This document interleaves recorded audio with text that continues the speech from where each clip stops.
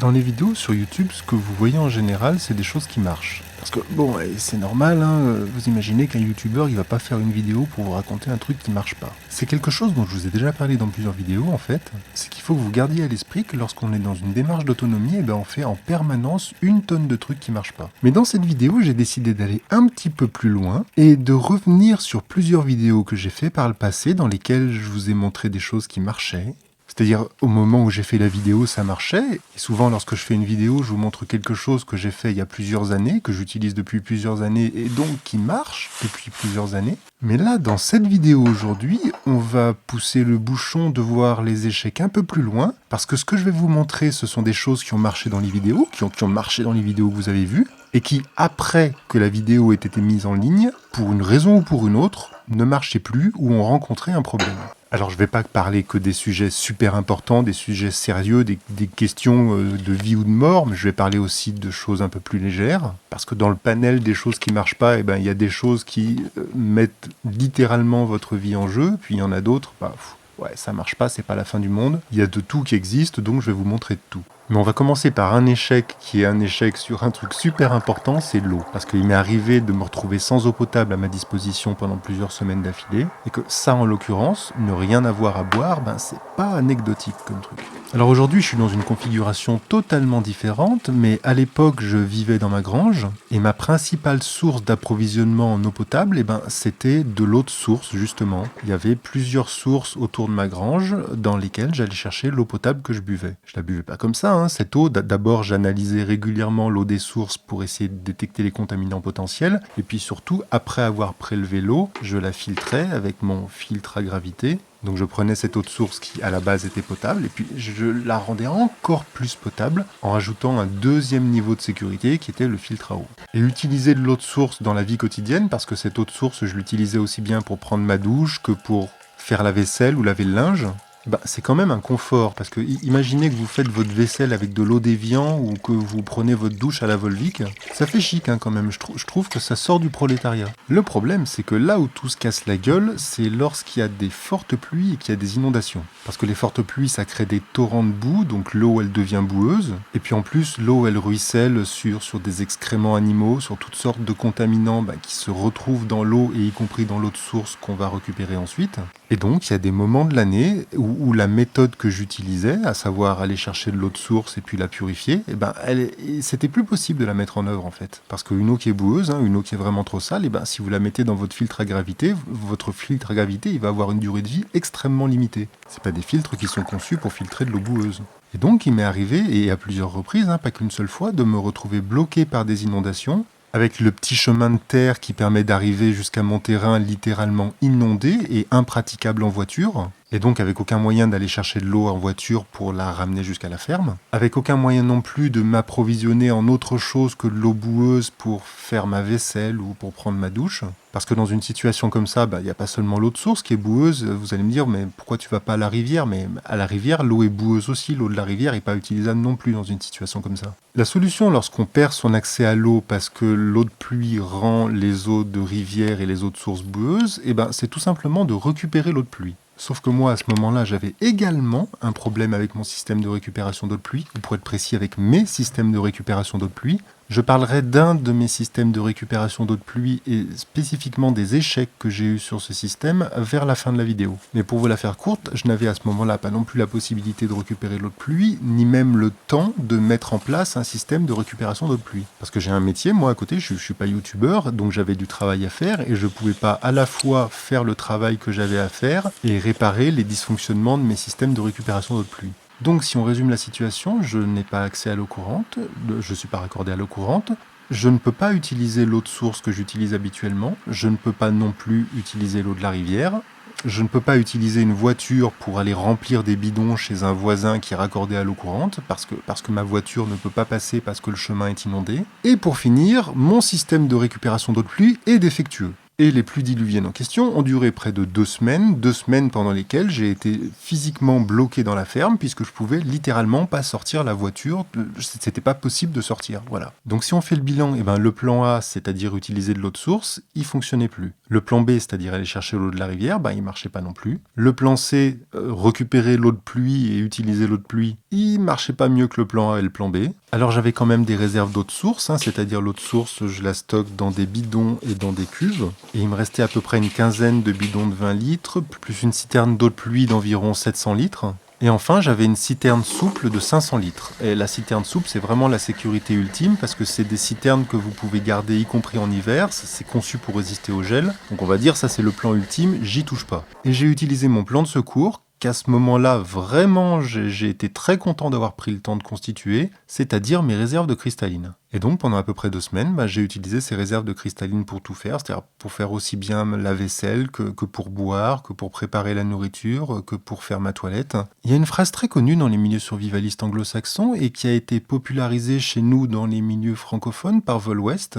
Et cette phrase, c'est 1 c'est 0 et 2 c'est 1. 1 c'est 0, ça veut dire que si on considère qu'on a un plan, eh ben, il vaut mieux considérer qu'on n'en a pas, parce qu'il va toujours y avoir un truc qui va pas marcher. Et 2 c'est 1, ça veut dire que ben voilà, si on a un plan A et un plan B, on peut considérer que normalement, on a une solution viable. Bon, mais la vérité, vous voyez, c'est que ben, des fois, 2 c'est 0 aussi, et 3 c'est également 0, et qu'il faut 4 pour avoir 1. Ceci pour dire que même si vous avez des sources à votre disposition, même si vous avez un très bon système de récupération d'eau de pluie, même si vous avez une rivière qui coule en bas de chez vous, eh bien malgré tout ça, il peut y arriver que 14 jours par an, vous ayez besoin également d'avoir des réserves de cristalline. Alors sans transition, on va passer sur un exemple un petit peu plus léger, à savoir les champignons. J'ai fait une jolie vidéo sur les champignons, une vidéo qui m'a pris à peu près 3 ans à faire. Pour faire mes champignons, je prends des rondins de bois. J'ai déjà fait une vidéo très détaillée pour expliquer comment je fais pousser des champignons. Mais en résumé, la première étape, c'est de faire du mycélium de champignons. Puis ce mycélium de champignons, je le fais prospérer dans des chevilles de bois.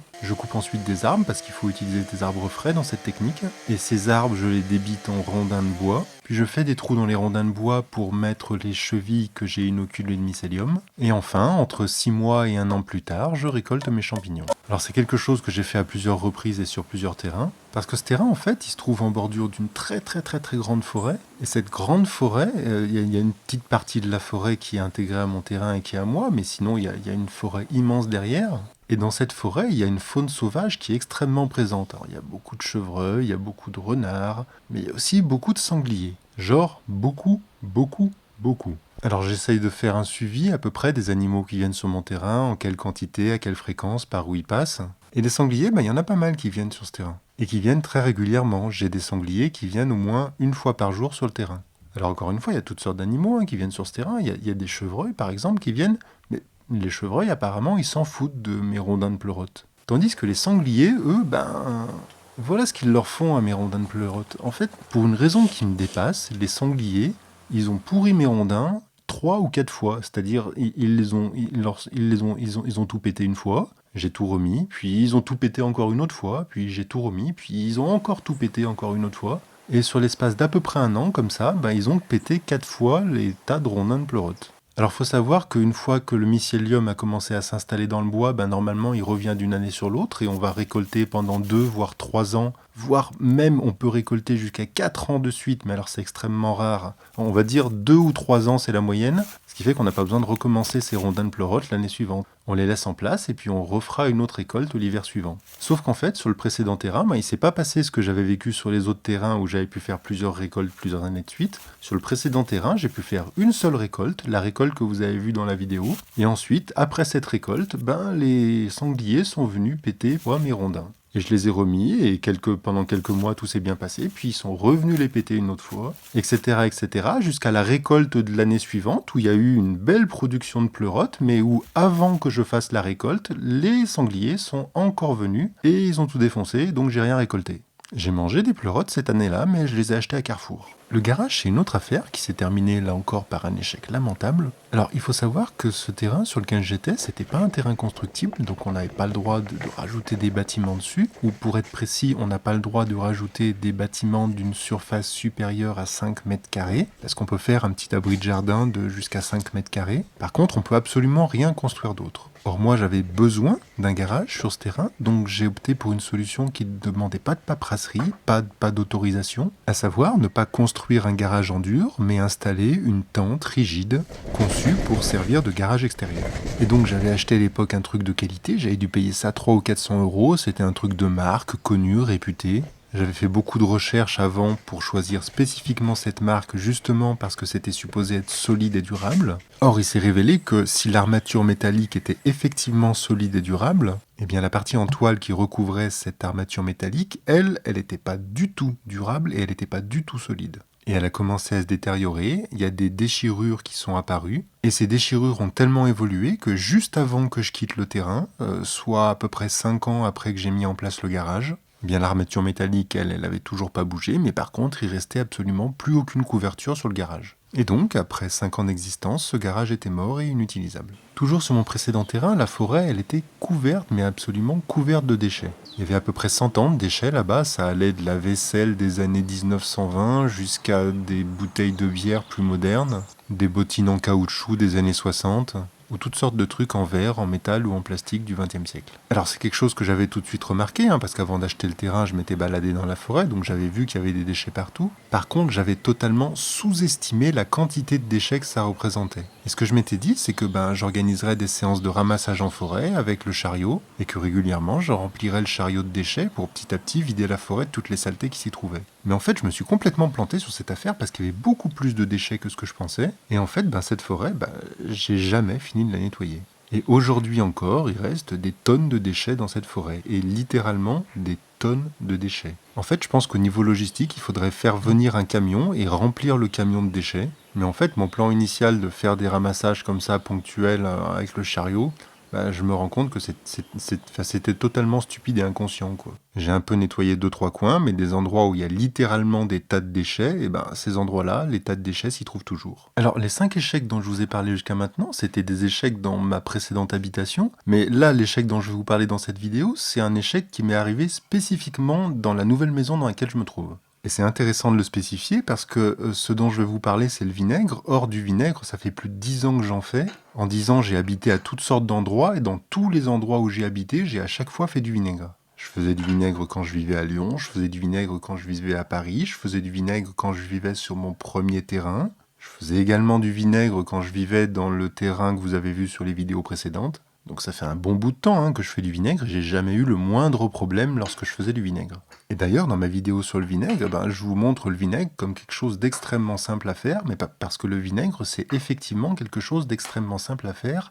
Sauf que là, dans ma nouvelle maison, le vinaigre, c'est devenu extrêmement compliqué. Alors je vais pas réexpliquer comment on fait du vinaigre, parce que j'ai fait toute une vidéo pour expliquer ça, mais en résumé, pour ceux qui n'ont pas vu la vidéo, pour faire du vinaigre, on utilise un contenant qu'on appelle un vinaigrier, et dans ce vinaigrier, on va mettre du vin, et on va mettre aussi ce qu'on appelle une mer de vinaigre. Et au bout de quelques semaines, le vin va se transformer en vinaigre. Donc voilà, c'est vraiment super simple. Une fois qu'on a du vinaigre, on récolte le vinaigre, et puis on rajoute du vin au fur et à mesure. Et le vin qu'on rajoute se transforme au fur et à mesure en vinaigre, et on a en permanence comme ça du vinaigre qui se fait. Sauf que dans ma nouvelle maison, il y a ces petites bestioles que vous êtes en train de voir à l'image qui sont venues. Alors ce truc-là, c'est des drosophiles, mais on appelle aussi ça des mouches à vinaigre. Et c'est des toutes petites mouches de quelques millimètres de long qui sont attirées par l'odeur du vinaigre. Et j'ai jamais eu le moindre problème avec ces mouches, ni à Lyon, ni à Paris, ni sur mon premier terrain, ni sur mon second terrain. Mais ici, dans la maison dans laquelle je me trouve, à chaque fois, je dis bien à chaque fois que j'essaye de faire du vinaigre, au bout d'un moment, il y a toujours ces mouches qui finissent par arriver. Et là, dans la série Échecs lamentables, on atteint un haut niveau parce que actuellement, je ne suis plus du tout autonome en vinaigre. J'achète mon vinaigre à Carrefour. Avant d'en arriver à la conclusion, je voulais prendre un exemple un petit peu plus positif d'échec. Je vous ai parlé tout à l'heure de toutes les expériences que j'ai pu faire avec les systèmes de récupération d'eau de pluie, et il y en a une en particulier sur laquelle j'ai eu un échec cuisant, et cet échec, j'ai choisi d'en faire une vidéo pour le partager avec vous et pour vous montrer un exemple d'un échec. En fait, ce que j'avais besoin de faire, c'est un système de récupération mobile que je puisse déplacer en moins de 5 minutes et installer rapidement d'un endroit à l'autre pour avoir à ma disposition une réserve d'eau à un lieu donné, à un moment donné. Et donc mon idée, elle était toute simple, c'était de planter 4 piquets de clôture en châtaignier, ce qui se fait en à peine quelques minutes de travail, puis de planter un clou au sommet de chacun de ces piquets pour venir y mettre les anneaux métalliques d'une bâche en plastique, et enfin de disposer en contrebas de la bâche en plastique un bidon dans lequel je récupère l'eau de pluie. Alors le système a bien marché dans un premier temps, mais ce qui s'est passé, c'est qu'au bout d'un moment, le poids de l'eau a formé une espèce de poche au milieu de la bâche en plastique, et donc ça a plié les piquets et le système s'est effondré. Et j'ai fait une vidéo pour parler de cet échec, et dans cette vidéo, je vous ai demandé à vous si vous aviez des idées pour résoudre le problème. Et du coup, j'ai trouvé ça super intéressant parce que j'étais confronté à un problème auquel j'arrivais pas à trouver la solution, et en fait, la solution, je vous l'ai demandé, et il y a des dizaines de personnes qui m'ont donné, morceau par morceau, de quoi résoudre mon problème. Ce qui rejoint un petit peu les points précédents, parce que je vous ai annoncé une suite de problèmes là, mais je suis à peu près certain que dans les commentaires de cette vidéo-là, il y a des gens par exemple qui vont me dire, voilà, le problème des drosophiles dans le vinaigre, il y a telle solution pour le résoudre. Ou alors le problème de tes champignons, de tes rondins de champignons qui se font renverser par les sangliers, il y a telle solution pour le résoudre. Et ceci pour dire qu'en fait, si vous trouvez pas une solution à un problème, il y a forcément quelqu'un qui a été confronté au même problème et qui a fait l'effort de trouver une solution. Et s'il a trouvé une solution, elle existe. Après, s'il n'a pas trouvé de solution, ça veut dire que votre problème, il n'a pas de solution. Mais pour en revenir à mon histoire de récupérateur d'eau de pluie, dans les commentaires, il y a 2 solutions que j'ai récupérées et que j'ai combinées et qui fonctionnent extrêmement bien. En fait, le problème, c'est que la bâche n'était pas rigide.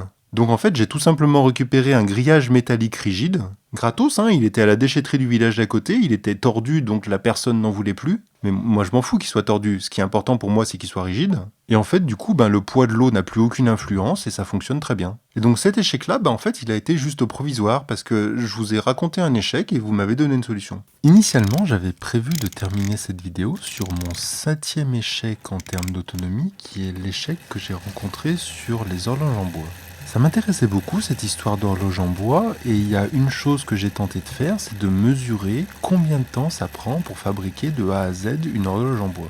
Alors j'ai fait une vidéo entière consacrée au sujet où je vous ai expliqué étape par étape comment on calculait le temps d'apprentissage du design, le temps de fabrication des pièces et pour finir le temps d'assemblage des pièces. Et si vous vous souvenez, je vous ai expliqué qu'on pouvait estimer que pour fabriquer une horloge en bois de A à Z, il fallait compter environ 3 semaines de travail. Et donc pour illustrer cette vidéo, ce que j'avais fait, c'est que j'avais commencé à vous montrer comment on assemblait une horloge en bois, pour vous montrer combien de temps ça prenait d'assembler l'horloge à proprement parler, mais aussi pour vous montrer quelles étaient les pièces qu'il était nécessaire de fabriquer pour pouvoir assembler l'horloge. Or ce qui s'est passé, c'est que la toute dernière pièce de l'assemblage, juste avant de mettre la pièce, je l'ai cassée. Et donc, alors que mon horloge en bois était presque terminée, elle s'est retrouvée inachevée, ça a été un échec de plus. Alors c'est pas un échec dramatique, d'autant qu'il y avait une solution à ce problème que j'ai résolu en à peu près 5 minutes. Parce qu'en fait, pour réparer cette pièce, il suffisait juste de